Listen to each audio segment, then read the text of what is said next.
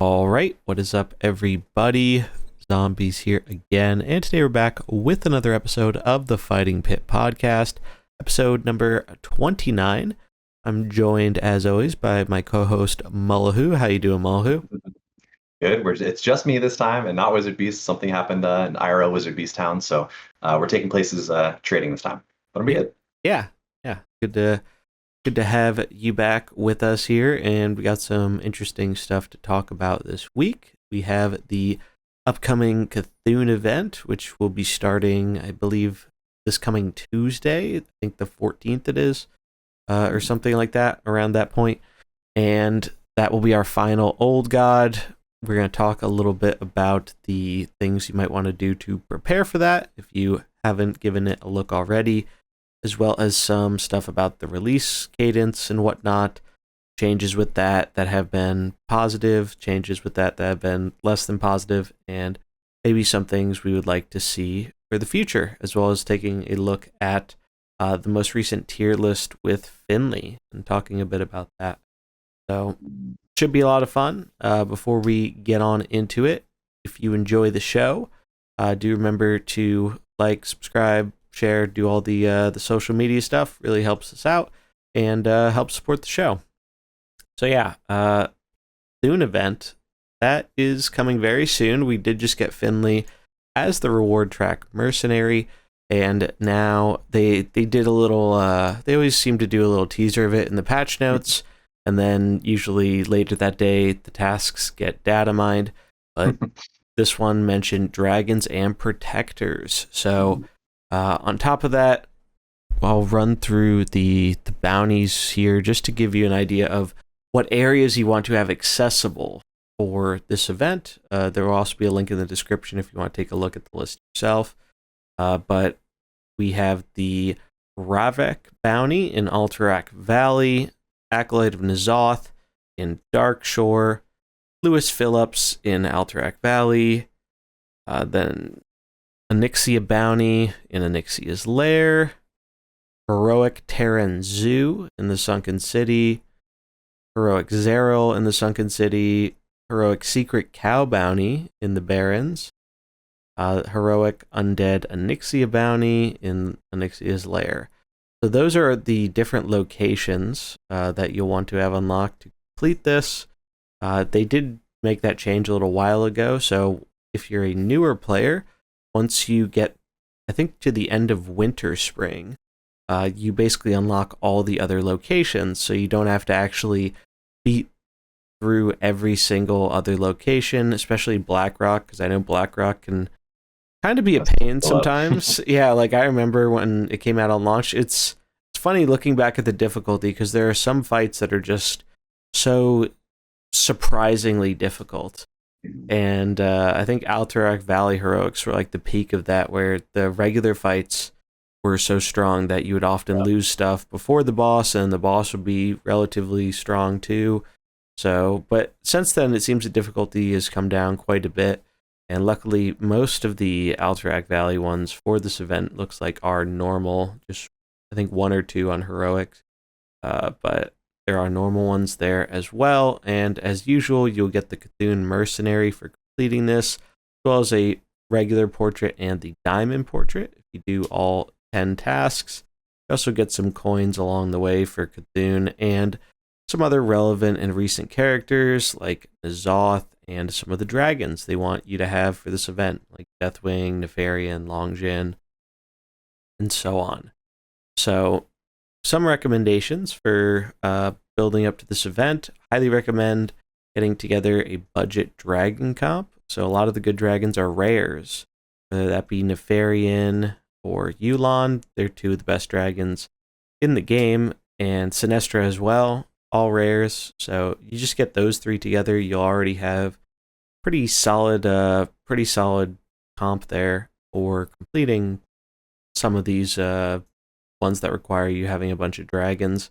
And then if you happen to get some of the legendary dragons, Longjin is definitely the best, but Deathwing might also be good for this because there is a bounty where you have to do all protectors, so that could be helpful there, but looks relatively easier. We've talked about this before. They definitely made the events a bit easier, which I think is great because it's a good way to help get new people into the mode.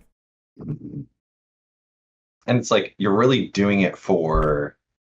I mean, honestly, I'm still kind of surprised that they haven't. Maybe they will eventually transition the events to just dump coins for whoever the event guy is. It feels. Hmm. I remember doing some of the old ones too, and it was just like, why am I getting these coins, man? Like, it's for when you're really trying to do it only for Cthulhu, right? Everyone is doing that event only if they care about Cthulhu. To the Hmm. point where if you don't care about Cthulhu, you'll literally not do them. Yeah. So I wonder if they'll ever try to consider a kind of like, okay, if you want to do this, here's actually enough coins to kind of like make it playable. And so that you can just even use it when you're done with it. Because by the time that you finish it, you still then have to go grind it. And it sometimes feels like those excess coins might have just gone to the waste bin again until we get Hmm. the excess coins change. Um, but that's definitely a little minor change that I honestly feel like we haven't really talked about yet that I would personally like to see, where just make it one huge funnel of coins, where it feels Hmm. like this game already struggles with some reward systems and kind of getting that positive feedback going. Get just dump coins to a useful amount on one character, please. That's what I'd be begging for. But like you said, still good, and the diamond portraits are cool. We're finishing out the old gods bounties in this way, though we were talking about that we're still missing two of them in the actual bounties themselves, and we Hmm. haven't seen new bounties in a while. Yeah, it's kind of interesting. So I do agree with you. By the way, it would be great if pretty much all the coins are focused at this one Yeah. mercenary. It has been a Let us little bit choose. nicer recently because so they added, even though we didn't get a new bounty, they updated one of the sunken city bounties to have Finley and Cthulhu coins. Oh, that's juicy. So I was farming for Finley, and I'm convinced after talking with a number of other players that there's definitely some kind of bug going on in like a positive way Okay, okay. for the coins, because normally legendary coins are usually a little bit more rare. And this bounty, Mhm. so it's Finley, Zajara, and Cthulhu. So Cthulhu's the only legendary there. But I swear, and I've had almost everyone else who's done this bounty have a similar experience, you get so many more Cthulhu coins, even on just normal. Hmm, Like, it feels like the vast majority of the runs you're getting at least 1 to 2 stacks of the Cthulhu coins. interesting. And it tracks because I looked at it and I'd only gained like 300 or 400 Finley coins, and I looked at the Cthulhu coins and it was over 1,000. Huh. I Like, wonder if it could be coded within the game as like it's being overwritten as a legendary instead as hmm, a like maybe, event character kind of thing, and so it's not checking it as a legendary first, or maybe because it's not out yet, right? If it goes to like check the game, what rarity is this? Give them that one, and it goes, oh, it's maybe. not there yet. Here you go. Okay, so we got a couple days then, 3 days maybe of farming this of this bounty as you're suggesting here, right? And people have already been farming it too Okay, because good. we've been farming it since, and even shortly before Finley released, Hmm. because it came with the .0 patch a week before Right, Finley. right, because it's at the Shazar one. So some people had enough coins where they could just max out Finley on day one, and Ha! That's awesome. I'm getting close to that point with Cthulhu because when you combine his regular tasks with the coins from his event task, you really only need like 1,200 or something, I think. Hmm. So I Okay, already have over a it's doable. thousand. So it's very like and it accumulated so quickly. I felt like because it's a very easy and pretty fast bounty, especially with the fire team. So it's kind of nice that we haven't had really a way to do this before, where you can like farm up the upcoming character before release. But it's been really Yeah, nice. this is great. I mean, in a way, this is the solution to the thing I was just talking about. Like, I really want to overcome that hurdle of like, okay, you want to decide to play this character. Okay, good luck, go grind them. Okay, now you have them, you still can't play them. Right? That Mhm. feeling is yet one of the long list of like odd feelings in this game. But it at least there is some kind of way to get around it like this, and a 2-for-1. Right? You're getting the Finley. It sucks that Jajara, whoever the third like useless Naga is part of that Mhm. pile, but that's fine. You take a 2 out of 3 all day like that for two like good, playable, interesting characters. So that's good. That's good. Yeah, definitely. It's interesting though. Like speaking of PVE content, it definitely feels like with the release cadence change to mercenaries, PvE has definitely, it feels like it's taken a little bit of a back seat for the time being. Like before, when we got I think it was the N'Zoth event, was the one that gave us the first bounty in Darkshore. And that was like a really cool thing, I thought, where they kind of introduced an area early and it coincided with the event because obviously we needed a way to get the coins for the character. And so that was really neat. But more recently, they like didn't do that with like Yogg didn't get his own kind of area or bounty. And like Mullahoo mentioned, we've only fought two of the old gods in the actual PvE content. So, and They both came out with the Asharge one, right? yeah, so So maybe the he next came two will come out with out. the Cthulhu. Yeah, he came out. So he came out like right after the big drop. So the big drop happened, and then he dropped like the following week, I believe. Right. So they just put his coins in there, or I think they might But have because I updated think they it. also had the N'Zoth, like the N'Zoth and Yasharj coins came together in the same bounty area, I think, right? Not the exact same bounty, but like in the same zone. And so No, they maybe were. now they're waiting. Oh, were they? I think they were They're in zone. different, but I think N'Zoth had them in multiple zones because I think you Oh, had okay. N'Zoth in the the Dark Shore, but then you also had the boss N'Zoth, which gave N'Zoth coins, and that was Yeah. in Sunken City. So it's a little bit of both with him, but I think they had to update one of the late Sunken City bounties to give the Yasharaj coins because you couldn't farm them ahead of time. You could get them in packs, but I don't think he was in a bounty yet. And they updated that I think shortly after he came out, so there was a way to farm him up, which was good. But we got Yogg recently, and Yogg did not get his own little teaser area like we got for N'Zoth. And I know Old Guardian put out a video recently talking about the content cycle for Mercenaries and how it's not the most optimal in its current form. And I think I definitely agree with that. I think they've made progress on like it was cool at launch how everything worked and how it was constantly changing and you're getting new content monthly, which is really really sweet. But a lot of players felt like they couldn't realistically keep up with that grind, and this was back when the grind was worse as well. Yeah.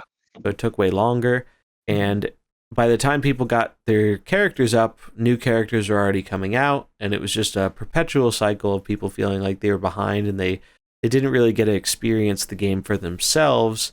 The only way you got to really experience at least the PvP was kind of by watching the handful of other people who did do the grind, basically. And there were definitely some pros to that cycle, but there are cons as well. And I think it's better in the way it is right now because more people feel like they have more time to grind out their characters and then actually get to play with them while they're still relevant to the new forming meta in PvP. It's also really nice having a big drop because it makes it more like a big expansion where a lot of new things are viable and people are trying all this weird stuff. And experimentation is a lot of fun with that. But I think the biggest issue is that it's just a little bit too spread out for the current cycle of basically three big mercs drops a year or over a 12-month period, basically. And some smaller stuff in between, like they haven't exactly done monthly events, but they've been pretty close to monthly events. I think they're like one off of like doing one for every month since February. So pretty decent there. But I do think if they want to keep a 3 time a year cycle, I think they could really use something to liven it up a little bit more in between, whether that's just giving an extra mercenary or two in that in between time for more stuff to grind and try out, or adding a bit more PvE content. Just something for players to do because it's a long period of time waiting 4 months between things. And even when the meta is relatively good and no one comp is like insanely oppressing everything else, eventually people just want to try new stuff. Yeah. Or just And want to have something to actually feel mhm. like it's worth doing, worth trying. Like the fact that we have to, in theory, we have another 2 months almost to the day Hmm. of no or what of 3 new mercenaries essentially, right? However many of the extra like Cthulhu and 2 more Hmm. event mercenaries or something like that will functionally not change anything in terms of meta, especially when Cthulhu is already expected to just go into a pre-existing archetype essentially.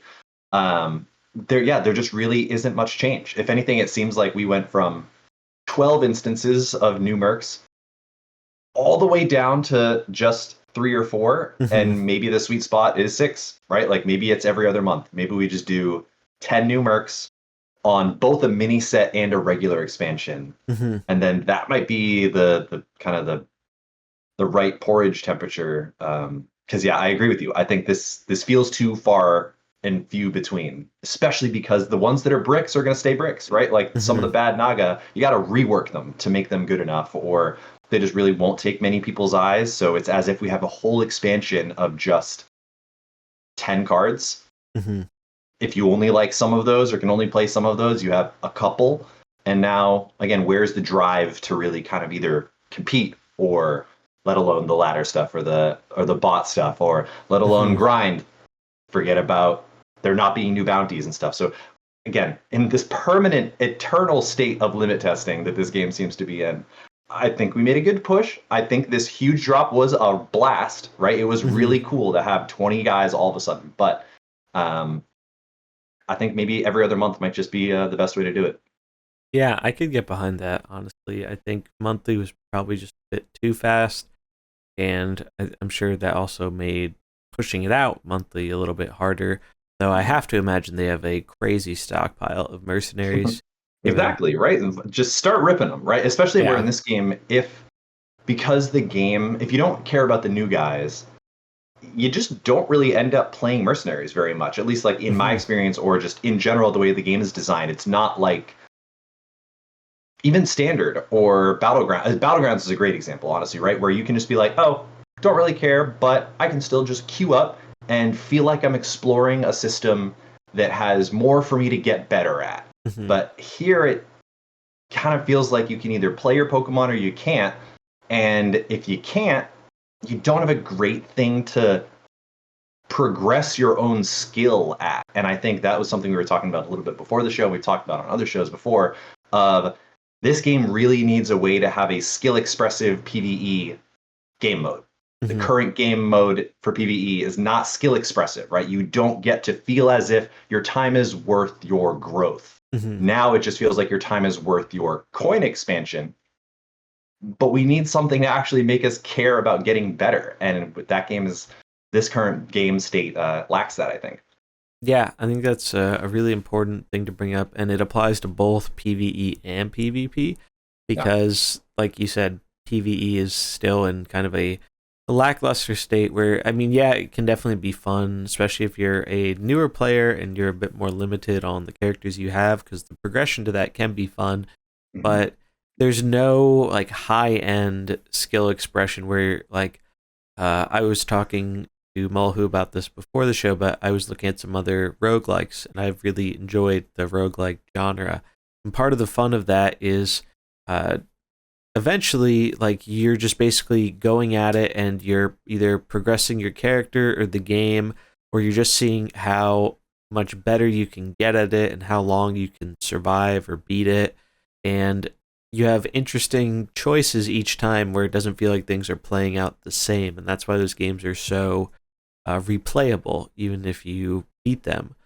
And I feel like Mercenaries really kind of lacks that, and that's what we're kind of hoping for in the end game. And maybe that's why PvE content has taken a bit of a back seat in the recent months, because maybe they're putting their resources that they normally devote to that into the end game, since that is obviously all PvE focused from our understanding.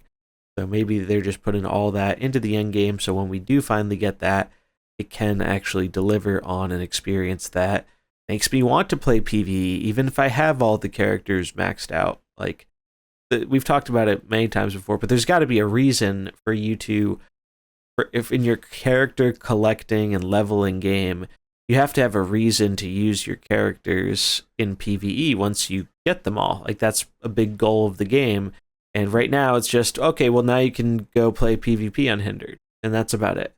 Yeah.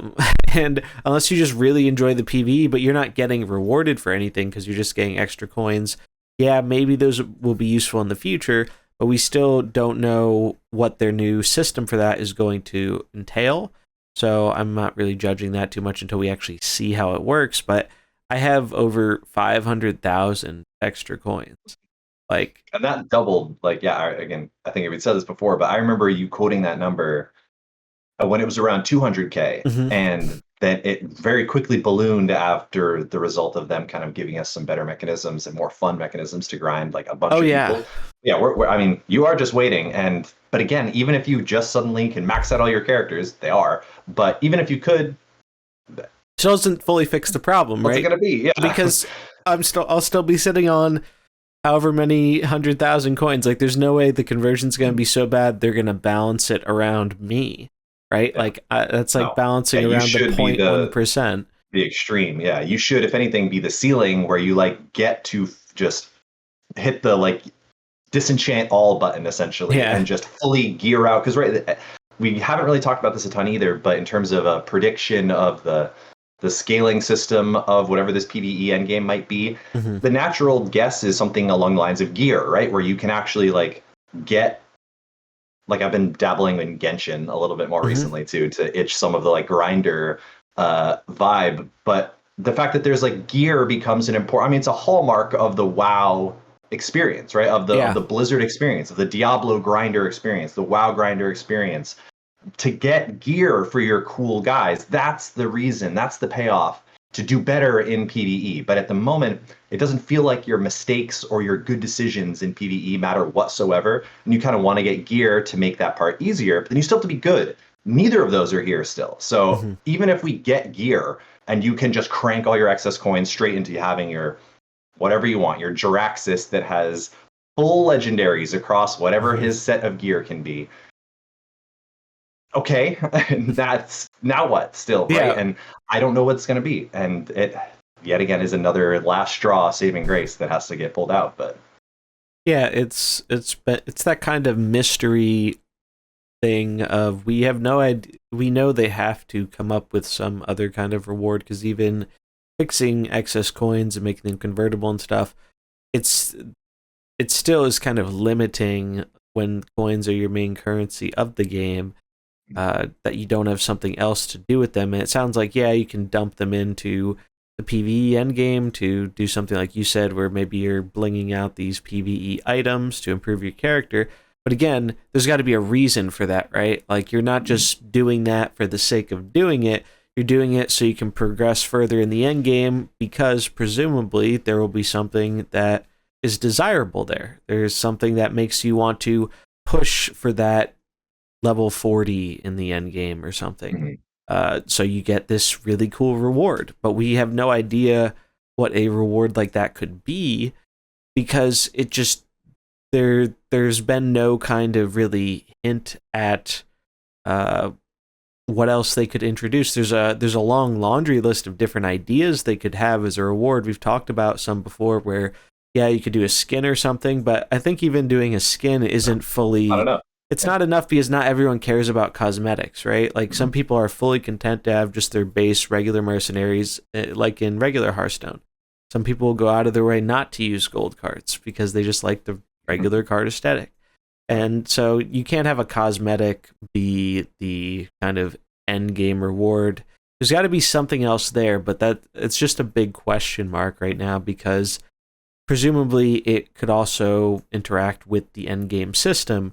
Or, I mean, maybe you can get better equipment to progress further, but again, there still has to be something else there. Otherwise, it's just kind of a repetitive loop, right? But maybe And they go for repetitive that, loops, like yeah, I mean that's definitely a thing. Like 100%, that like is like Diablo, you know? a huge grinder set. Yeah, where Hmm. like getting your sick guy all the way leveled up and then blinging them out. That's an incentive, like 100%. Yeah. And again, I'm definitely speaking from like a biased perspective, where for me, the fun in a lot of the games that I play is the idea that okay, here's a system that has a relatively tight boundary to it, but and like the outline is clear, but everything within it even playing it multiple times, I realize that I'm making mistakes and I can get better, that there's still more to find, that there's still more to try, that there's still more to kind of experience or literally like explore or just improve at. And what Mercenaries doesn't ever feel like you're getting better, like as the player.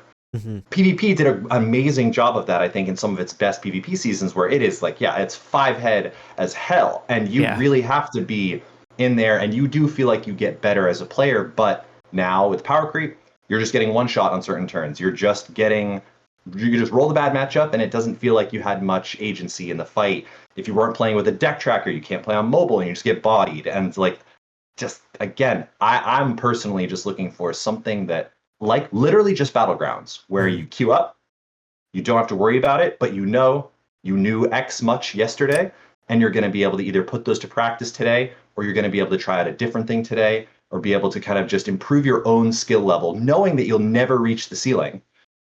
But it's that grind, I think, that is at the heart of a lot of Blizzard games and at the heart of a lot of good, awesome games that a lot of people love, that Mercenaries maybe lacks the most. And so that's really what I'm hoping for. We don't really need gear. We need a system that is fun for that other branch of people to get us just willing to play. Because if you just don't play and you don't care, then you just pick another game. And Mercenaries is not even second on the list of the Hearthstone tiers of categories of games that seem to have interest at the moment. So it's easy to lose people.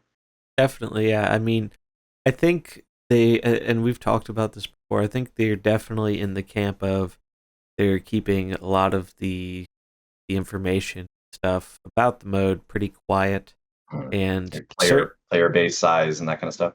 Yeah, and also because they don't really like, it doesn't make sense to push it in current form if they, especially if they know they're going to be improvements. It's going to be so much better soon. Like, we're just gonna wait, because there's a lot more risk to pushing it while it's in this state versus when there's something actually to do when you have all your characters maxed out. And it sounds like that's the specific goal of the end game is, hey, you have all these max characters, well, now here's something to do with them if you don't care for PvP or if you just want something else to do, which would be great. I really do think something like the Diablo Rift system is a fantastic way to do it. And you mentioned gear, like you could progress your gear, and maybe the further you go, you unlock more difficulties, but it also scales the reward. They just have to figure out what that question mark is of a reward for people to strive for. And gear could be part of it, but there has to be something bigger that really like makes people want to do it, to kind of make that grind satisfying. And they also should make sure that it doesn't just feel like PvE in its current form. In PvE in its current form, I feel like most of the difficult fights weren't actually super difficult in terms of like challenging, mechanically or it was just that, like some of the characters like were ridiculously overtuned, and you had to kind of high roll with some treasures or have like fully maxed characters and the right specific characters to beat. And it didn't really feel as much like you're being rewarded for your decisions. Yeah, like especially not like in PvP. You just get to the end and go like, oh, I needed to take that guy, I guess. It's like, all right, well, I just lost. I guess, yeah. Now I have to go to this play that other guy. 10-minute bounty again, and just get to the boss. You made the correct decision of realizing your mistake at the end, and then you go back and you do it, and you made the one change that you needed to make, and then you finish it, and that's it. Nothing, and it's done. You don't feel better as a player. You don't feel like you learned anything that is now applicable to another. Maybe that's a whole big part of it too, right? Is this idea of like, are the lessons you're learning actually applicable again tomorrow? PvE, that does not happen. You either memorize the fight because it's PvE and it's just fixed and it's just that bounty, or it's PvP and you're learning the meta, and that's great and that's cool, and that's definitely, again, that's why we've been vouching for like PvP is the best part of this game, is because that's the only space it feels like where when you learn a lesson, it actually translates to tomorrow. And I think whether gamers know it or not, that's a huge part of playing games and of this like positive emotion kind of feedback system.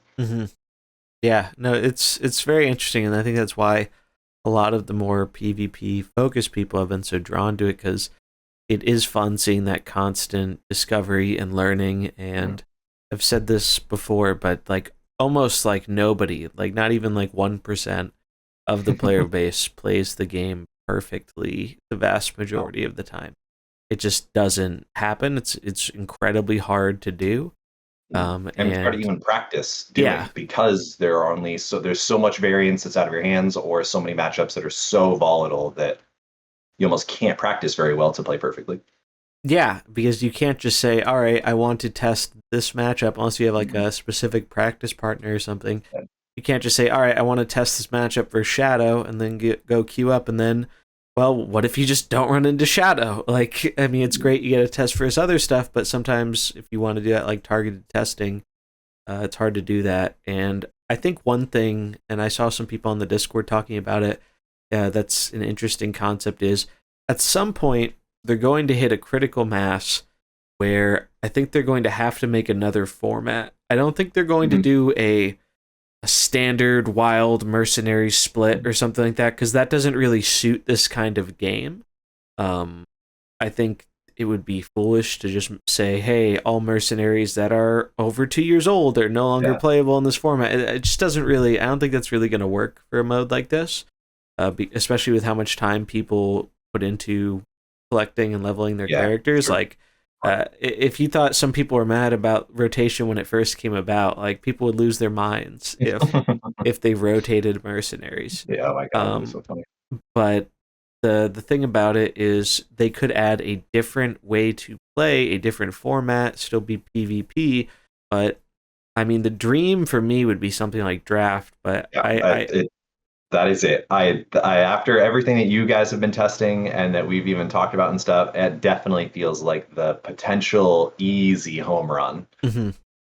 And it's like one that the majority of the player base, I'm sure, doesn't even know about as like an option No, because it's really only the super dedicated PvP people that have been tuning in to play or to watch the drafts, and it's just so crazy how. And I've played a lot of mercenaries. Like my whole thing is structured around the game mode, and some of the most fun I've ever had playing the game is in those drafts. that's like And the decision making is really fun on its own because it's just it gives you that rewarding loop where I feel like I'm learning each time and it's a different kind of experience because there are already 100 mercenaries basically. yeah. So there are so many that no two drafts have really been alike, even though we've done like 4 or 5 of them at this point. They have all felt very different. And I don't think they would get a system quite like we have it, but if we look at what Hearthstone already has available in game as like tech wise, like they have the whole arena thing. Yep, Like, yep. how hard would Just it be copy to, paste that shit in there and yeah, it is done. pick 3 mercenaries, boom, this one's on your Yeah. team? Like, it would be, you probably couldn't work a ban into it or something, but you know what? That's okay. It'd still be better That'll come than later. nothing. No. Yeah. Yeah. Oh, yeah. And Like, that would be exactly that system, right? Where it's like Battlegrounds or like and yeah, you Arena, don't need to where own you them. Like, you yeah, could exactly. You just, can just pick it up and play. And obviously, this would be the best way to give you the character that's automatically leveled up. You don't have mhm. to grind them. So it's not your own personal guy. It's just a random one with a random skin or whatever. And so you get baited by picking the diamond one, even though it isn't even the best pick or whatever, because you only have the cool diamond one. And then, yeah, and now you actually get to, like Battlegrounds, run it back, get a hero selection, learn how to play that guy a little bit, and then go, oh, okay, now I've gotten better at this one. I can draft it again next time and make improvements. And now we have that system that allows you to actually feel like your decisions matter and that you're learning parts of an ever exposed, like slowly expanding little jungle of information. Like that is truly what this game needs. And yeah, draft is the perfect spot for it. Then you give us a tournament mode and it's over. Oh yeah, tournament mode maybe one day. But no, yeah, draft would be so cool because it would also be a great on ramp with auto scaling because let's say someone wants to try out mercenaries PvP, but they're not really interested in PvE or haven't heard great things about it, and they just want to try out the PvP, but they don't want to put in tens of hours of grinding just to try it. No. Like boom, there you go, Yeah, draft. They sure, can yeah. try it out. You just pick some mercenaries. I mean, you might get totally stomped, but that happens in regular arena too. But at least you get Exactly. to like try the characters without having to actually invest a crazy amount of time or money into just obtaining them and making them playable, much less figuring out like a good comp for them. And this is just you're just picking and you're running with it. And Yeah. I think it would just be a huge, and then people could enjoy, if they enjoy the gameplay, they could be like, oh, I actually want to try out making my own dedicated team for PvP. And then, well, I have to go do the PvE. So they go do that. It's like, it's an on ramp for more PvP focused players, which you got to imagine they want because Hearthstone is traditionally a very PvP focused game. Yeah, imagine if you could like actually choose again, now you can start working in incentives to actually get that kind of like discover your rewards thing. Like imagine Mm-hmm. if you actually get coins for someone that was on your team from the draft and now you get to Yeah. start to level up. Like okay, you finish your run essentially, or like your limited run with that deck, you get 12 games, right? Mm-hmm. And you go 9-3 with it and you get your rewards that are certain bounty or certain like packages of coins for the guys that were in your team. Now grinders start to kind of make actual decisions of like, ooh, I actually don't have this character maxed out yet. They're not the greatest in arena, but I'll try to hard carry them by picking some of my mains and these other picks or whatever, and try to just funnel coins for them. And that little sub challenge gets in there. I mean, obviously the sky's the limit, but that God, it seems so easy to do in this game mode, and I I almost hope that they don't mix it into the PvE end game. I hope that Mm-hmm. they don't take drafting and make that the Yeah. core of the PvE part. That would feel as if it Yeah, I might be don't the think that death would sentence for mix. getting Yeah. draft competitively.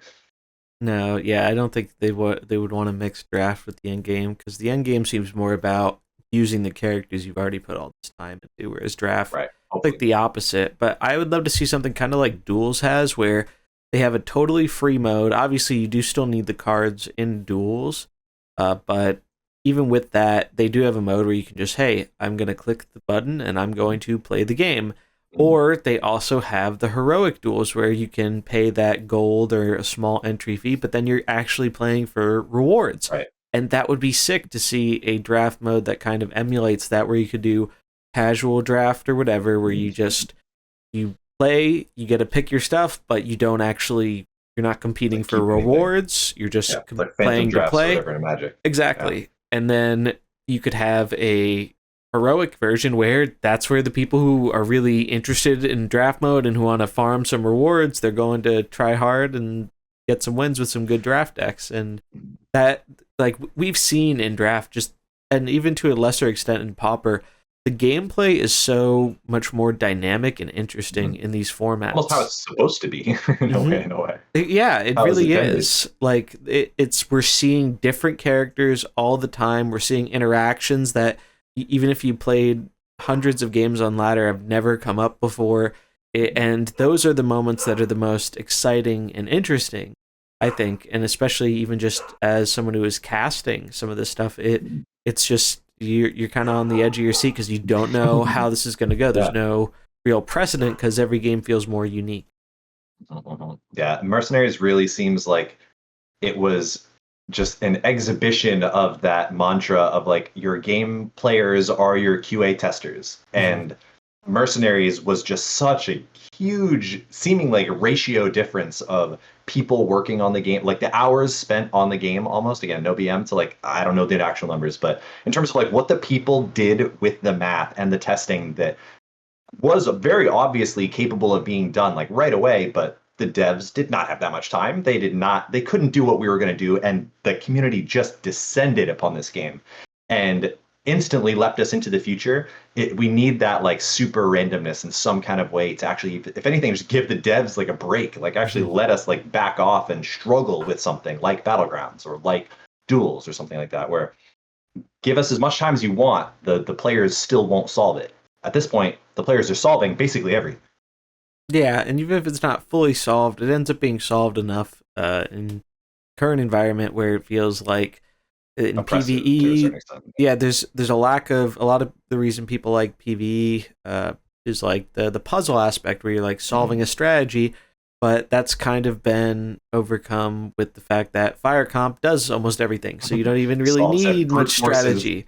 Yeah. Every chess table, yeah. And you could go out of your way to do something a little bit more fun, but if you're one of these like hardcore grinders, you have that little voice in the back of your head saying, "This isn't what's efficient. You're wasting some Right. time," and it's just it's still fun to do it with less efficient stuff, but uh, in a game like this, it's pretty much just rewarding you for efficiency, and instead of like trying something different. And that's where I feel like it's kind of hard to balance, but there's got to be some way where they can implement mechanics that make PvE more challenging and interesting, where you have to think about those decisions like Mhm. you do in PvP. Because it's always been night and day for the most part, with like a few rare exceptions, like some of the old event tasks. I think it was for one of them for Chi or Leroy. One of them was heroic localar, and it was some I forget what the requirement was, but it was ridiculously difficult. I remember it took me like 4 or 5 tries, and I watched Dallas do it on stream, and it took him like way more tries than I can count. Like, Yeah, and he got so that's close so good. many times, but like it didn't really feel. It felt like more punishing than Uh-huh. interesting Takes because so long to get back there. yeah, it takes forever to get back there, and some of the times it was RNG influencing things. And this was back Mhm. when you didn't default win the speed ties in PvE, so it was a little bit Yeah, harder because of that. Again, I think that was a great change. That makes yeah. PvE a bit easier, but I think it's also makes it simpler to understand, and it removes a unfun RNG element of nobody was happy when they lost a character in PvE on the run up to the boss because their 5 speed outsped your 3 5 speeds or your 2 5 speeds. It's like, well, I couldn't do anything to play around that. Guess I'm just screwed. Yeah. And it's not fun.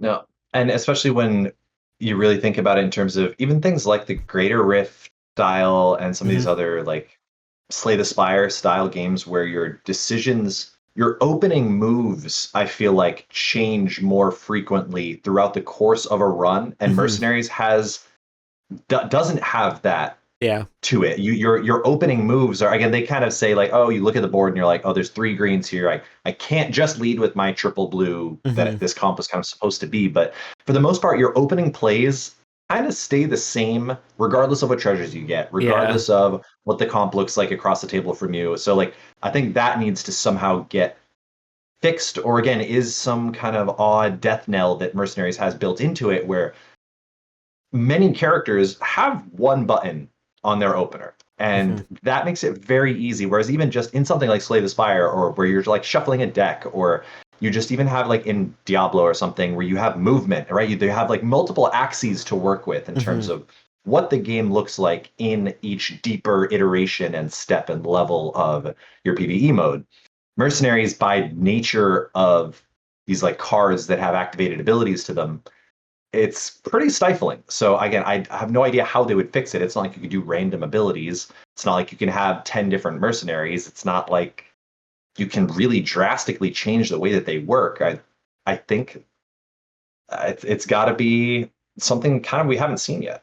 I think one potential answer for that, and I think part of the reason for this is balance, right? Like cooldowns are very Yeah. needed for balance in mercenaries because Yeah. we've seen the difference between one cooldown and zero cooldown on some very powerful abilities, and it totally changes a character.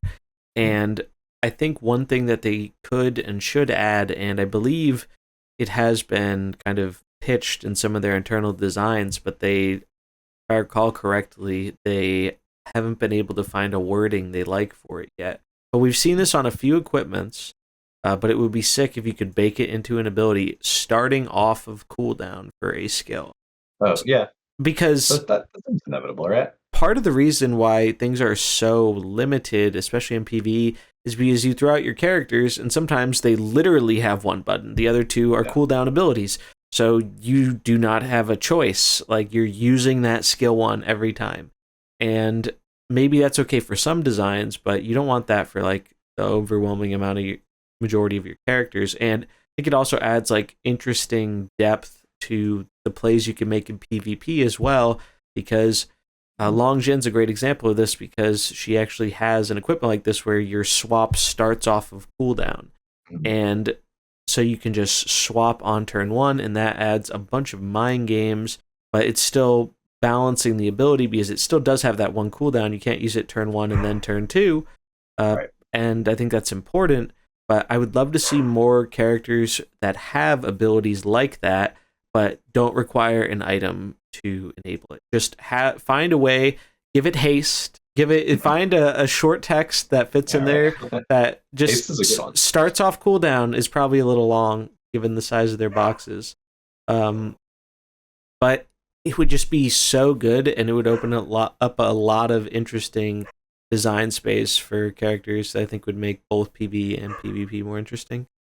Yeah, and then maybe that's something that the gear does, right? Where it gives you access to these like abilities with charges, basically, where it has like, I mean, it's actually kind of like they literally just put it in standard, the locations, Mm-hmm. right? Oh Where they yeah, come into play, they have a finite number of charges. It starts off cooldown and it goes on cooldown when you use it. It's like they literally actually just did it in standard. So the precedent is actually there for mercenaries. That seems very, again, it doesn't have to be a location. It could be like Pokemon style arena kind of yeah, thing, but you could make it a piece of gear, right? You could literally that fourth little button that shows up when you have to show what your treasure is for when you get celestial alignment when you're Guff or whatever doing the random bounty, and that fourth button is there. You could make that into something that is a starts off cooldown and you can use it twice and it has one cooldown or something like that. That I like that idea. I think yeah, the choice we need just it's about options, right? It's about the limited number of options in PvE or at least the perceived lack of options in PvE. So it's got to be something to mix up what your choices are when you're not against like a true opponent. yeah. Something to help out with that would definitely do a lot for the mode. It feels like it's definitely missing that kind of thing, and it would be a huge boon, and I think would make it more appealing to a lot more of the general player base. Like, I think there's still a lot of work to be done when it comes to kind of winning over the general larger Hearthstone player base, especially after the rocky launch. And obviously, we want that to happen because we want to see the mode succeed and thrive and evolve and everything. So these are important things to think about because it's not impossible to make PvE fun. There's a lot of ways they could do it without terribly altering insane amounts of the core gameplay. Uh, but it's just a question of, is that what they want to do with the mode, or is that not what they're going for with it? Because I think there's just so much potential, and making it like a roguelike experience where there's a reason to come back and you learn stuff each time and you're pushing for a higher difficulty. And again, maybe the PvE endgame will help out with this, but it's more about, I think, you don't want that experience just to be the endgame. It'd be great if that could impact the whole run because I'm sure only a certain percentage of the players are going to make it to the end game. Not everyone Yeah. who plays games like this really play it to hardcore grind it. Like, it would not surprise me if there are a lot of more casual players out there who are just kind of leveling their handful of mercenaries they like, and they're doing a couple bounties every other day or something. Like, they're taking it super duper slow, and I think that's the audience they initially expected to get more of, which is Yeah. why they were kind of surprised that so many people just blitz through the content super Yeah. fast.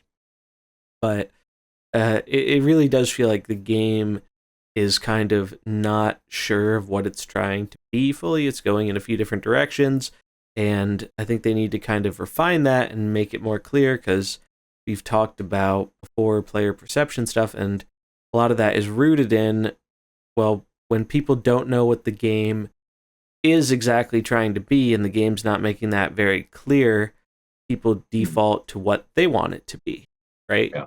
And that's not always going to be the That's same way sometimes that another they. video game. Yeah, exactly. Like, so it's hopefully we can see in the future some clarification, and I mean, I'd love for it to develop in that way because I want a reason to play PvE with a bunch of these maxed characters that I don't really have interest in using in PvP All right. in the current form. Like, it'd be cool if I could go grab a beast team with Rexar, or an orc team, or a demon team, and I had a reason to do that, and it actually presented unique and interesting gameplay. But in the current form, there's just no reason to do that. I'm actively handicapping myself, and as someone who has basically the full max thing, there's not even a reason for me to do it if I didn't just enjoy watching the demons beat up on some PvE guys.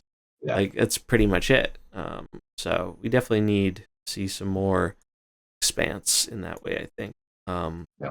Maybe they force you to play beasts, right? They say like you can only do this if this is your comp, and they say like when you load this dungeon, this is your comp, right? It's That kind of like the events, right? that kind of, yeah, honestly, The yeah, events are yeah, already like the doing events, but that in they a don't give way. you a choice. Yeah, Um, yeah, they're trying to. That's a good point. They're kind of like halfway there with the events, saying like, hey, there's an incentive to do it this way. yeah, it's interesting. I think because of how collecting works too, it's like kind of hard to put a restriction in like that. Like, we saw Yeah, a huge amount of controversy when it changed from unlocking a heroic item required task 7 on a yeah, character to doing heroic bounties, because a lot of players had a much harder time with some of these bounties, especially if they didn't already have a very established collection, and the mhm, boss required some very specific mercenary to do it easily. Like, people were yeah. upset. Spec. Yeah, rightfully It so. so it's a tricky thing to find a balance, because you don't want to alienate more new or more casual players, but you also want to have there be depth there for the people who are playing a lot of the game. That's a tricky balance to find, I'm sure. We shall Um, see. yeah, but I think we're just going to talk a little bit about the tier list, and that'll Yeah, probably wrap it up geek. for this one. But it's been a really good discussion. Kind Yeah. of a slower news week because we're waiting for the Cthulhu event to hit to try him out. We're waiting for supposedly some more smaller balance changes, buffs coming with 24.2. The Battlegrounds update, that'll probably be sometime later on this month. Sounds like standard. It's getting some balance tweaks, and they hinted that alignment is finally getting hit. Yeah. Hallelujah. Screw that card. But that sounds like that's going to be coming out next week, early next week. Do not expect any mercenary stuff in that, because the balance updates for standard are usually very small patches just focused around the balance updates. Mhm. And then the point 2 patch should have some buffs. And then obviously the point 4 will be the mini set, and when we get our next big mercenaries drop. Another Christmas. Yeah, so I'm excited for that one, especially because I really do think they did a generally really good job with this last one. I think my only complaint is some of the Nagas weren't the greatest, so it didn't Yep. feel overly Sunken City themed. Like, about half of the Nagas were good. The Queen showed up a bunch, and Yeah, that she felt went crazy. thematic and good because she was like one of the main faces of the set, so that kind of makes sense. And then now, a little bit later on in the meta cycle, we do have a pretty powerful and popular Naga comp, which is really cool. But one of the Lord Slitherspear saw a little bit of tech play because he could just delete summons. So when people were trying out the big snake build, he was starting to see a little bit of bench play, and that was kind of funny. But Okay. Zajara and uh, Slither Spear as well, except for relatively recently as the weird tech. They just didn't really see a ton of play, and a full Naga comp didn't really work out like we theorized could have worked with the making like a big Ashara and stuff. So I do hope that with the next drop, that if they do go Even more all Naga. in, I don't think they'll go all in on a theme the same way they did Nagas, but I do hope that they make uh, the characters from the new expansion uh, a bit more playable than some of the Nagas were. Because, like, I really like the most recent expansion. I've actually been playing quite a lot of Constructed recently. Oh, I've really? been uploading. I uploaded some wild videos for the first time forever.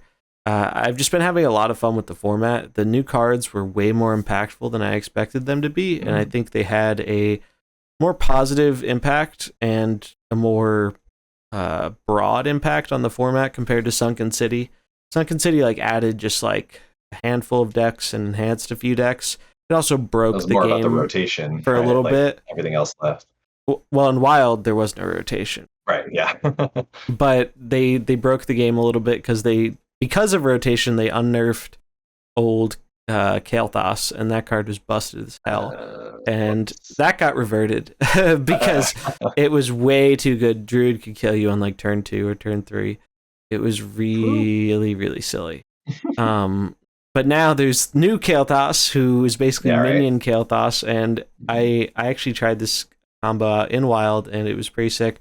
But seeing a lot of play in Standard, you can Bran into new Kael'thas, and that will be 2 minions, so your next minion is free. And they're just spamming the new Sire Denathrius, who has that battle cry and lifesteal, and it's pretty nuts. Like nobody expects the extra large Reno Paladin to have like 20 burst damage or something. No, that's Like pretty sweet. That Denathrius card is apparently something else he's nuts. right now. Like, and Lifesteal on him he's like a is so lifesteal not Cthulhu. okay. Yeah. Like Lifesteal if Cthulhu. the trigger had lifesteal, that would honestly be fine. But the fact that it's like then a Yeah. 10/10 or whatever that you can't trade into It's is just wild. crazy. And usually the battle cry just ends it too, because it either kills the opponent or you heal so much they just don't have a chance, even if they kill the Denathrius.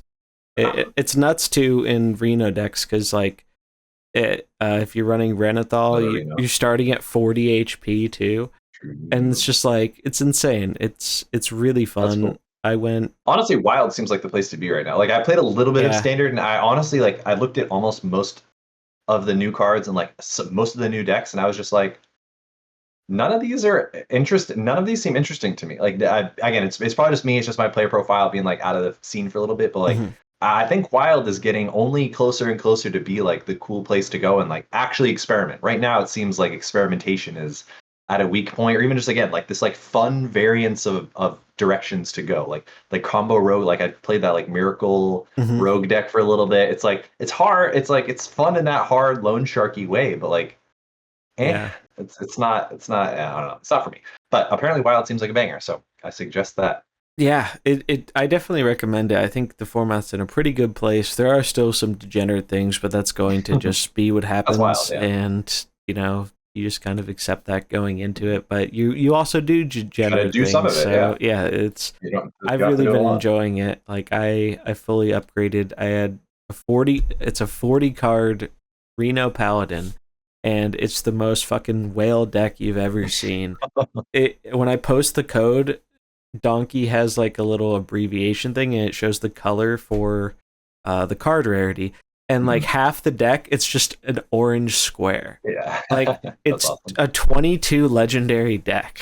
Jeez. I mean, yeah, that's the dream, right? Like ever since Hearthstone's been around, people have been like, when can we make like a 30 legendary deck, right? And so now it's close. Now 40. It's close. And the funny thing is, a lot of the legendaries are ones that were like a lot of the free ones or the ones in the tracker in there too. It has like 4 diamond cards. It's crazy. I put up because I climbed a pretty relatively early legend with Reno Priest is playable again too, because Reno Priest just got a bunch of weird thief support, and it's kind of sick and disgusting, but like my kind of disgusting, where you can use like a Lucia or some of these other cards with this new legendary, where whenever you play a card you copied from your opponent, you steal their copy, and that it steals it from wherever it is.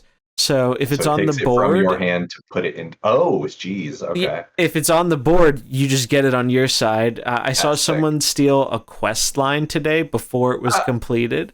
So like they literally just played the quest line with the legendary out, and it just nabbed it right off the opponent's hero. That's cool. Like they're finally taking this like so steal your stuff, discard you, like thought seize you effect. So like finally now entering Hearthstone. That's cool. It's really fun. Like, and it doesn't even run the old total combo kill of you used to have that Inspire minion that dealt 4 to each hero whenever you hero powered. It doesn't even run that anymore because you don't need it to win. You're just you have enough value, and a lot of the times, because decks in Wild are relatively combo centric, if you just steal their combo piece or you like screw up their combo in some way, they just are gonna lose. Yeah. Like and that new card Theotar is insane. Like Yeah, to look at their hand, the actual straight up just neutral Thoughtseize or whatever, right? Just like so look you three don't get a cards. look. Yeah, you Eat just one. get to look at the 3, and then Yeah. you replace. But oh my god, it's so nuts when you're playing against something like a Mechathune combo deck, and it's just like, yep, I'll just take that Mechathune. You can have my Renathal. I hope you enjoy that 3/4. It's just like, oh my god, it's disgusting. Yeah. And I'm then glad that card is good enough. That it's seems like very aggressively good. costed enough. Like, It's yeah, and very again, good. another effect that people have been looking for, asking for so long. Like that type of disruption has been lacking from Hearthstone. It's really cool. I know not everyone's gonna like it, but I have a lot of fun with it. Definitely recommend. I'm probably gonna put out. I put out early expansion decks video for Wild, and it actually did pretty well, surprisingly. Nice.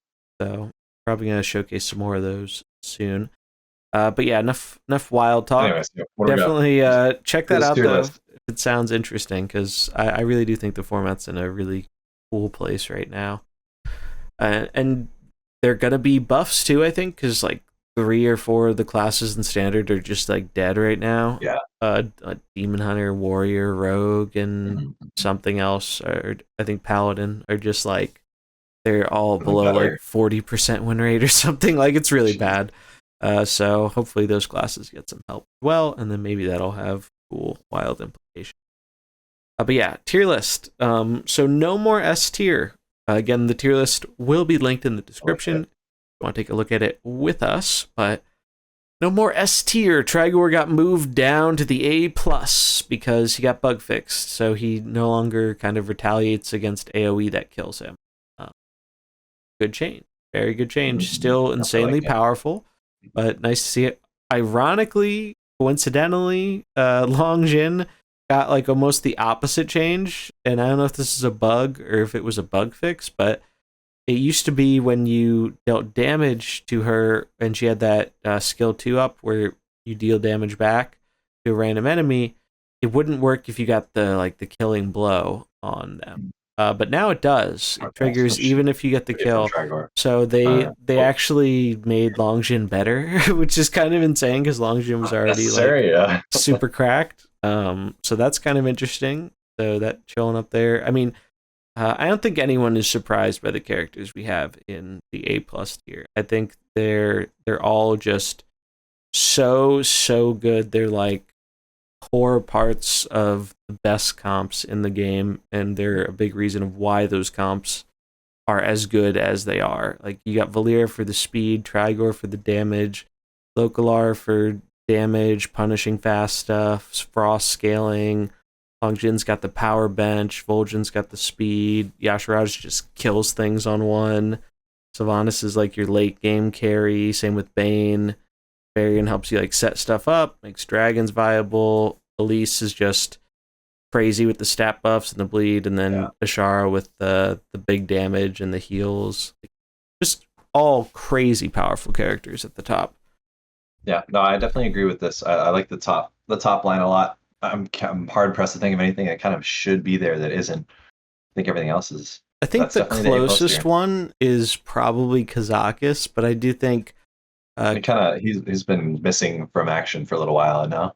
He's still played in the Shadow Comp and some other stuff, but I think he's the least reason why the Shadow Comp is so good. Like he has really good synergy for things like Sylve, and he's a part of the reason why Yasharaj is so good.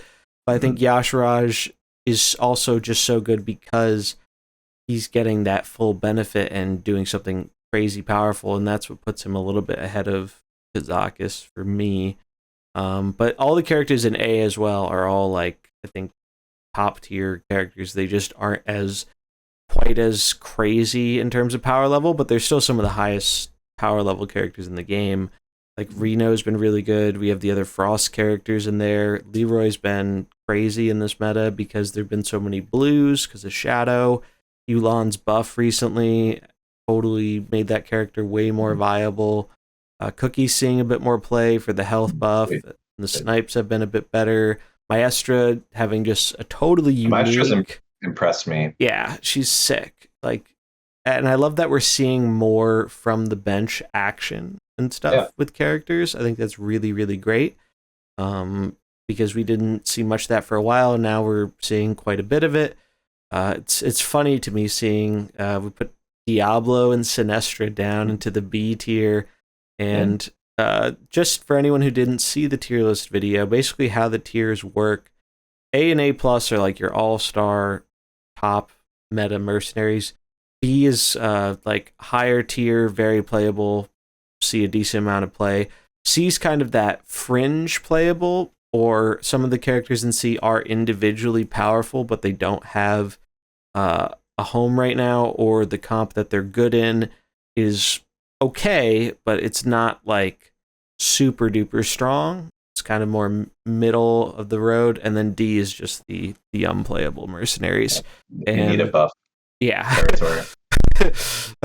Yeah, the D should actually be B for buffs. Like, cause, and we were talking about this a bit before the show. If we look down at the D tier, I think there are only 2 characters down here that are not launch characters, Zajara and Zwen.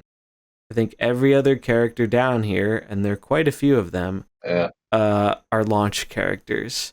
So who's like the mightiest that has fallen that's now in D tier? Honestly, Natalie being down there feels bad. She was Blinkfox just everywhere. is probably Blinkfox my was also answer. so good for so Blinkfox long. was around for so long and was so good, and now I can't remember the last time I've seen a Blinkfox in a comp. It's not even because it's a bad mercenary. Like, Blinkfox is better than almost every mercenary, I think, in that right. tier And it got list. buffed too. Yeah, it did. But still, it's just there isn't a arcane focus build that's caring about what it does right now. Arcane is really a bench comp, and their slots are kind of full. Occasionally, you see the random Millhouse in there, but it's just not really good. I did put Millhouse up in C tier because you do see him there sometimes, and he does kind of piggyback off of the power of Longshin. But I think he almost always is making that comp worse. Yeah, and I feel like a lot of the later abilities that started to get like 1 and 2 cooldowns in the later designs, like the 2022 characters, actually had quite fast speeds already, and so Mana Blink kind of lost a lot of its equity. Like, you're not Mana Blinking Fire Stomp with Diablo anymore, right? Like, you're not actually getting that like huge value outside of the arcane range with Blinkfox either, like you used to. Like, if anything, Blinkfox saw the most play as a really cool tech sideboard card, essentially, or just like a part of this like back half combo card, some of the earliest ones with the Diablo Cairn era, like the first couple of months. But yeah, now it's, if anything, those later cooldowns have been balanced with being fast naturally, so that kind of gets lost too, and that stinks. And Blinkfox did get nerfed a bit too, because I guess long ago, when you would copy an ability with their copy skill, I think it would always be off cooldown. And now it doesn't work that way. If it can copy something that's on cooldown, which is a huge whiff, which frankly I think it is better for balance, because you could always put on the item that makes it copy their last thing potentially, but for more guaranteed that was normal stuff. for the longest time. Yeah, it was Blinkfox RNG felt so bad to lose to sometimes. Like, they would just, you just got my best skill and you did it faster than me. Cool. Like, you could have gotten any of these other skills that wouldn't have helped you at all, but you got that one. And that always frustrated me. I know some people really liked it, but it would be cool to see, Blinkfox come back with a more purposeful role in an arcane comp. But that's a comp that, again, a lot of the comps right now, in terms of pure typing, they need more support. And that's one of the reasons Shadow and Frost have been like 2 of the top comps. Shadow has just got an absurd amount of support because of the old gods. And never stopped. It's like they kind of were in a box because they couldn't have the old gods be different spell schools. So we've been getting Shadow characters for forever, and I think it's going to feel a lot nicer when we're back to more sporadic events and we can get characters for different tribes. I'm super happy we got our red Murloc, and as we can see in like B tier now, Finley's up there. I put Murky and Old Murkai up there, surprisingly, because I think with Finley they finally have enough critical mass of synergy to be a viable comp. Like, Finley and Murkai together, along with either the Murky summons or the Murky passive that speeds up your characters once they lose Divine Shield. Like, those are, it just works. It's It doesn't And just get bodied by a charge. so I think that is the one. I think Murlocs do have trouble with the Yasharaj build, but I think against everything else, they're all right.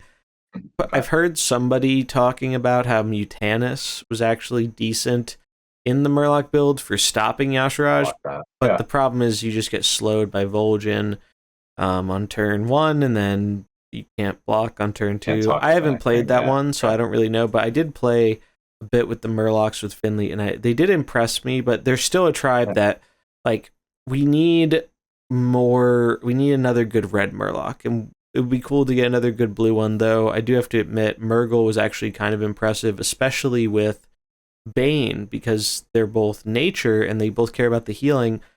I had some games where I got to insane late game healing potential because I would have heal power with Bane, and then Murgle would just have a big heal effect, and it would also give my Murlocs health. So they just kept healing and then scaling the healing, and like I beat a Sinestra because the Sinestra just couldn't deal enough damage to me because I Nice. just kept healing up with Bane and Murgle and then scaling up the heal power. Heal power is a crazy mechanic. Like Oh yeah. I really like it, and I think we're gonna see more of it in the future because it's very, very powerful. No, I like it. That I mean, that's the type of defensive tools, right? That the game has been so focused around just deleting you that I think pushing healing like that is a good idea. Yeah, and healing is always at a disadvantage because you need to have taken damage to actually get Yeah. value from your healing. So the bar is a lot higher. So I do think they do need to push it in some way for it to actually, because there's a reason you aren't seeing Velen and Anduin seeing play in Yeah. PvP because the healing they do is minuscule compared to the damage output right now. It's just you're not healing enough. And I thought Murgle wouldn't be healing enough too. Like Murgle's passive has actually been really good where when one of your Murlocs takes 20 or more damage, you heal for like 6. Well, Yeah. especially if you get heal power on that, you start healing off like half Oh of the yeah. I like damage, that. Yeah. like from a Like damage hit. reduction for your Murlocs, basically. Yeah, it's really, really Cool. cool. It's I really have to say I'm much more impressed with the Murgle buffs than I thought I would be. Like I have him in C tier because I think he only works in the Murloc comp, but and he's not Loki, quite as ICs. strong as like I think old Murkai and Finley are definitely the backbone of the Murlocs. Yeah. Like they're both really strong and they have good synergy together because you can use Finley to buff himself up and then you can have Murky or Murkai swing in and then force your Murlocs to swing in.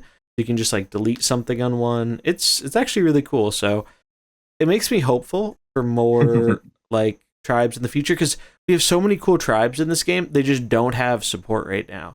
Like, Yeah, and if it only took one, it really only just took rework, tweaking a couple, and one new guy. And now yeah, Murlocs is not bad. Like, you see, let's get that. Yeah, for demons, let's get that for yeah, like make these like you have orcs so many again. cool tribes that just aren't viable right now, like orcs, beasts. They Yeah, just yeah, beasts would be a good one.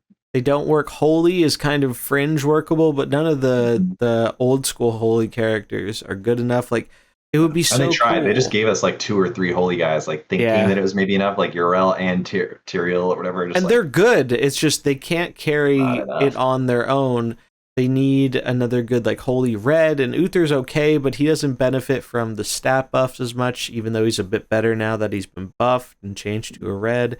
It just feels like we just need more options to choose from. Like, give me the options Shadow has, but for every other comp in the game. Let me actually have Or get more rid of decisions. Vol'jin's Ring of Base. Why not both? Right? Yeah. Yeah, why not? Exactly. Deal. Deal. Yeah, like Vol'jin. Yeah, Vol'jin. I think at some point they're going to have to take an axe to Vol'jin, Valera, and to a lesser extent Edwin. I think they're going to realize at some point down the line that hey, speed manipulation's fine. It's an interesting part of the game. These characters do it way too well, and they do it way too free. So I think that I like speed manipulation, but they're just all way too good at what they Can't be do, permanent. and Especially compared to there's no Malfurion, right? cost, right? Like, Yeah, yeah, like Malfurion has like you have to cast a spell, yep. and then it's like not Malfurion's the even way to do necessarily it. active all the time. Yeah, Or Malfurion is slow like your opponent for perfectly next turn balanced. with like the Bane or not Bane, the Karen AoE. Like those were interesting ways to do speed manipulation that actually required you to take an action. Valyria, you're Just wasn't doing frame what zero. yeah, Valyria, you're doing what she wants to do anyway. Vol'jin, he just exists and it happens. And same with Edwin, even though Edwin doesn't affect himself, still really good. So I think all three of those characters are definitely on a long term kind of suspect list where if they ever do a larger amount of balancing of toning down characters in some way or reworking, those are three abilities that I could see being changed because they just get crazier and more dangerous the more characters get added to the game, especially characters like Valyria, who you don't have to. It doesn't No matter if you're a restrictions. shadow. It doesn't matter if you're a pirate. Like you don't have to. They can't even balance around that like they can for shadow and pirates. Like any character can get sped up by Valyria. So definitely a scary thing for the long term, but overall, I'm pretty happy with the tier list. I do think that some of these characters in C tier really do have a lot more potential. It's just the metagame is not right for them right now. Like I think Patches is a really good card in Pirates, but the better version of Pirates is it's the space is just so tight. It's hard to find room for everything you would want to have it and getting those big buffs. I mean, Thrall's even down in C tier. Thrall used to be an all-star, but now he's not getting sped up as much. Now we have way more good red answers to problematic greens, and that was kind of what Thrall did, right? He was your Sinestra killer, or Sylvanas killer, and now we have other ways of doing that. So even though he's good, orcs aren't really good right now, so he's not seeing play. Same with Galvangar. Galvangar was like the backbone of an orc comp, but the orc comp just kind of fell out of favor. You can't it can't compete with things like Yasharaj on 3 speed. Local art into Yasharaj was just the extinction event for orcs in back-to-back months or whatever it was. So. And they're trying to bring nature back, it seems, with some of these buffs like Demergal and Brightwing, and I have seen a bit more, and Akandra specifically. That was a really good one. So I like that, and I really do hope we can see more of these characters in the D tier get buffs to really help give a backbone to some of these tribes, because even if some of these tribes get support, and from looking at some of the data mined mercenaries from early on in the game's life cycle, there are a fair amount of orcs that exist in the game that we have not gotten yet.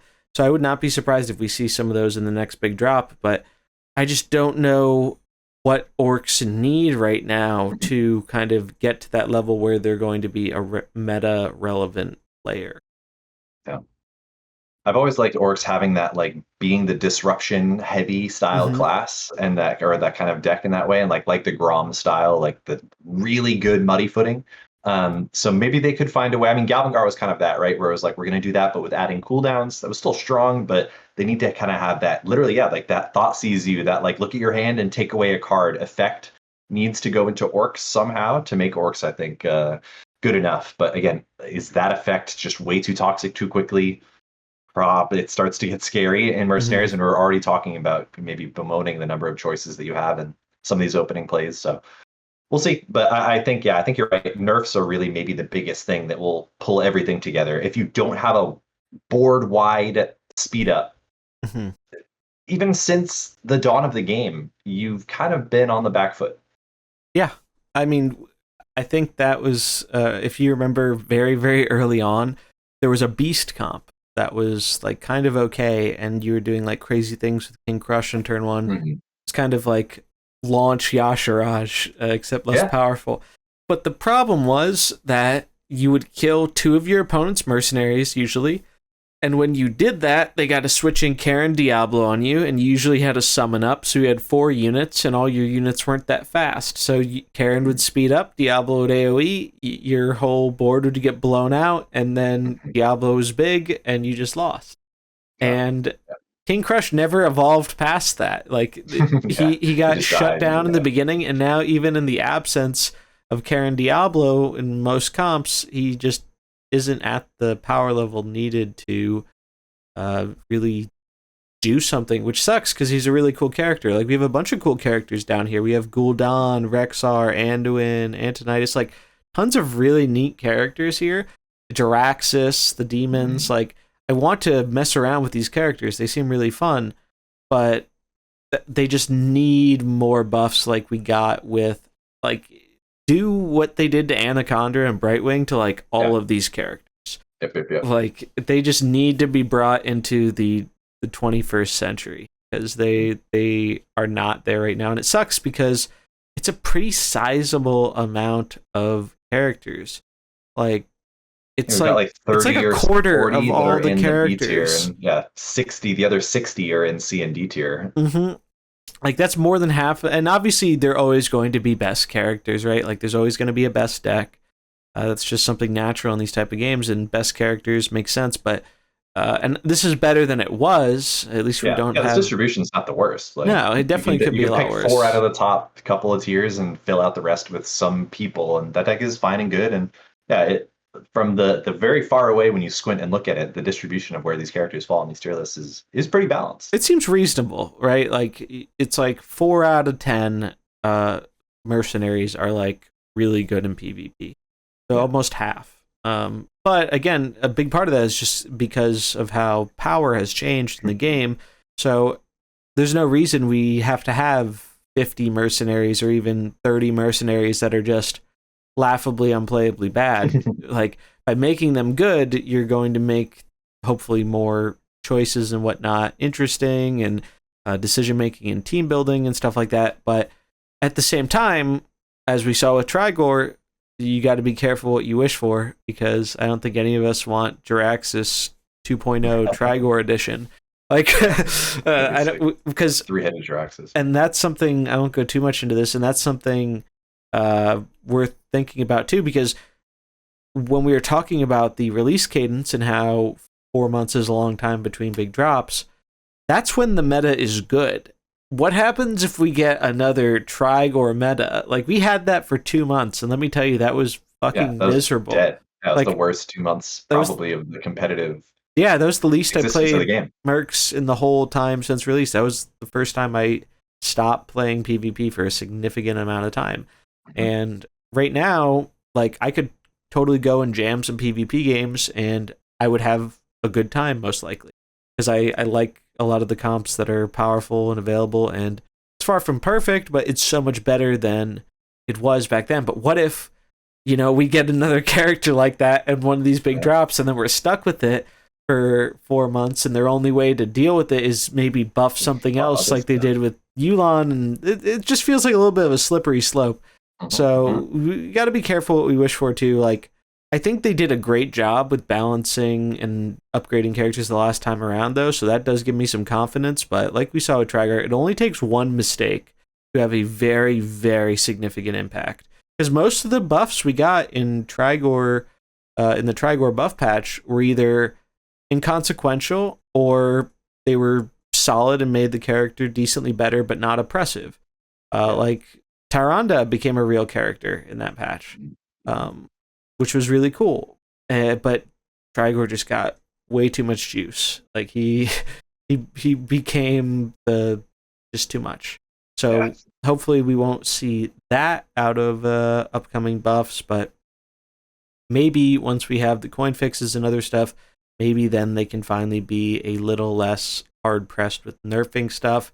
I do think the format of the game naturally is going to make them a bit more conservative about nerfing stuff, because it also does impact PvE, and not just PvE players, but also PvE encounters. We saw that when Trigor was buffed, it actually buffed a PvE fight and made it much harder, which is, so that's something it's easy to forget about, but we do have to think about sometimes, is how that impacts some of the decisions made here.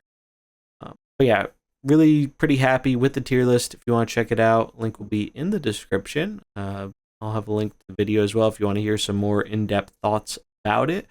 But meta's in a pretty neat spot. Hope we see some more positive changes in the future for some of the bad characters.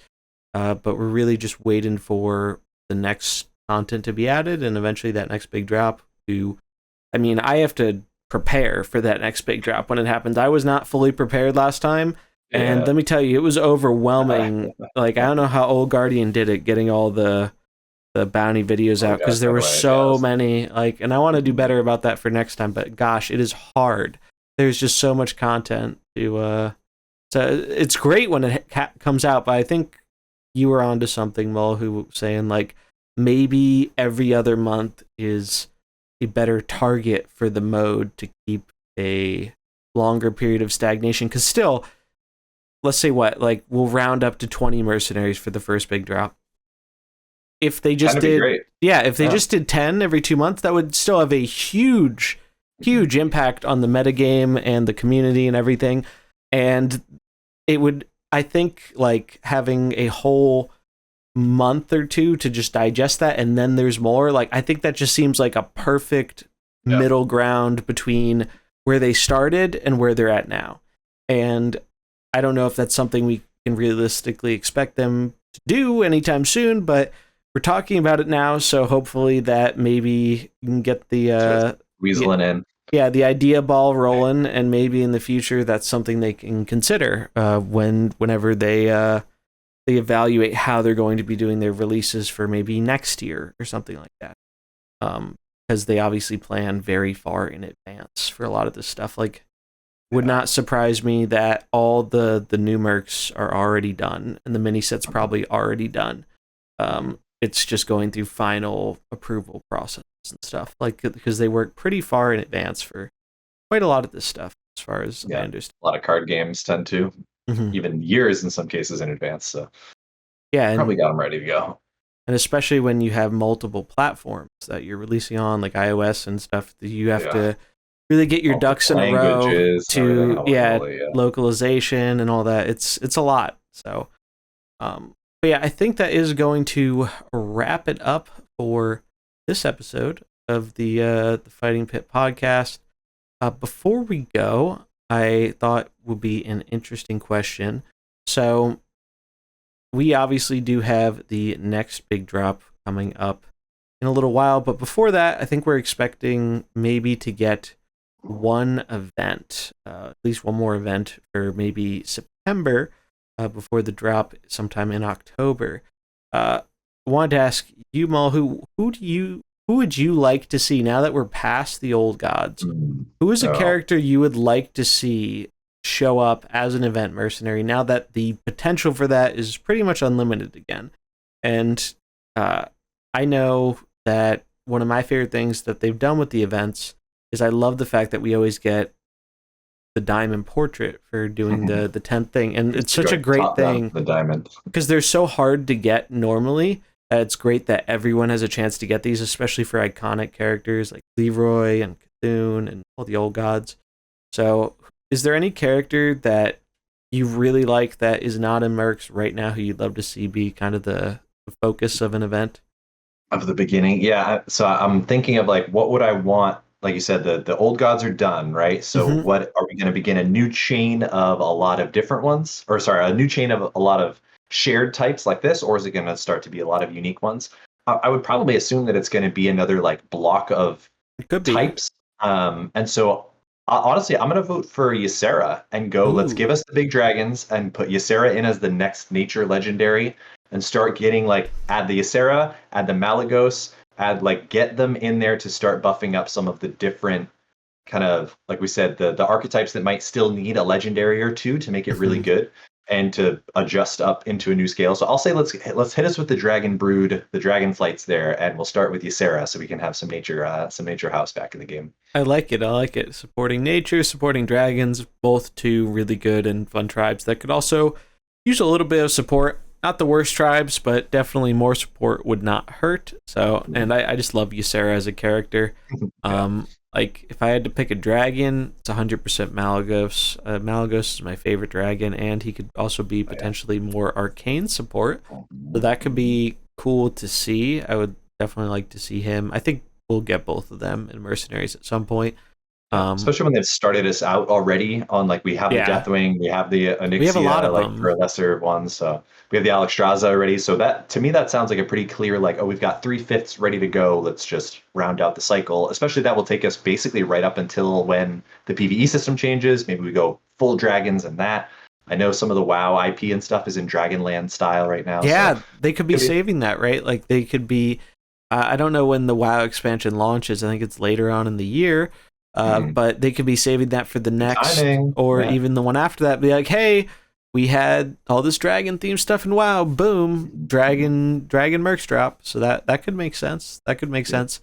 One character I'd really like to see, I don't know the odds of it happening, are either Mal'Ganis or Rafam.